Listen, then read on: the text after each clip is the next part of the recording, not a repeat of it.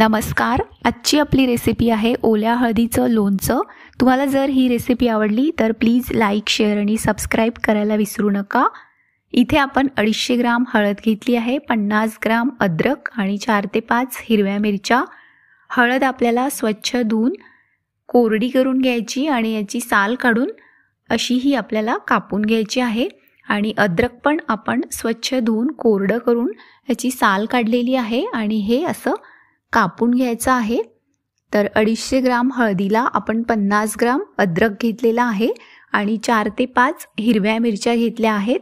या पण आपण धुवून कोरड्या करून घेतल्या आहेत आणि या आपल्याला अशा कापून घ्यायच्या आहेत. तर याच्या आधीही मी भरपूर लोणच्याच्या रेसिपीजचे व्हिडिओज अपलोड केलेले आहेत, बघायला विसरू नका. लिंक डिस्क्रिप्शन बॉक्समध्ये दिलेली आहे. आणि अशाच आणखी रेसिपीज बघण्यासाठी सबस्क्राईब नक्की करा आणि बेल आयकॉन प्रेस करा. इथे आपण एका भांड्यामध्ये हे सगळं काढून घेणार आहोत. तर हे भांडं आपल्याला छान कोरडं करून घ्यायचं आहे आणि मग यात हे सगळं काढून घ्यायचं आहे.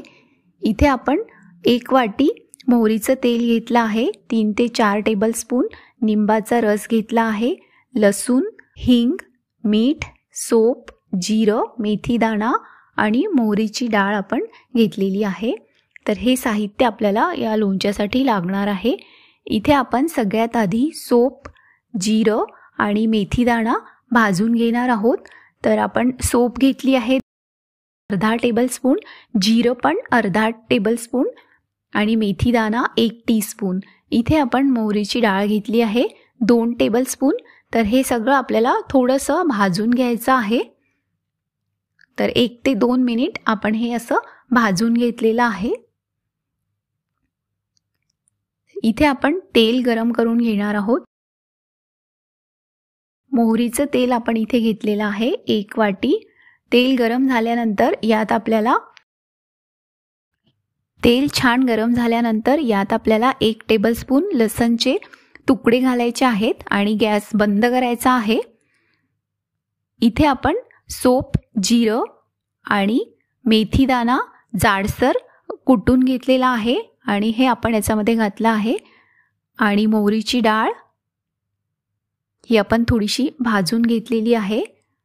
हिंग घालायचं आहे 1 टीस्पून आणि मीठ 2 टेबलस्पून आणि हे सगळं असं आपण मिक्स करून घेणार आहोत.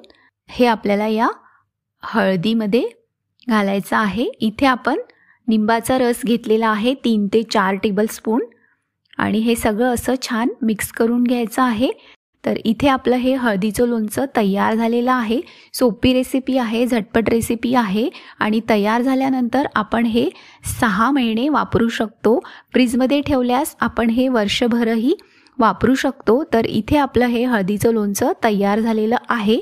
तर इथे लोणचं तयार आहे आणि हे आपण एका एअरटाईट कंटेनरमध्ये भरून ठेवणार आहोत.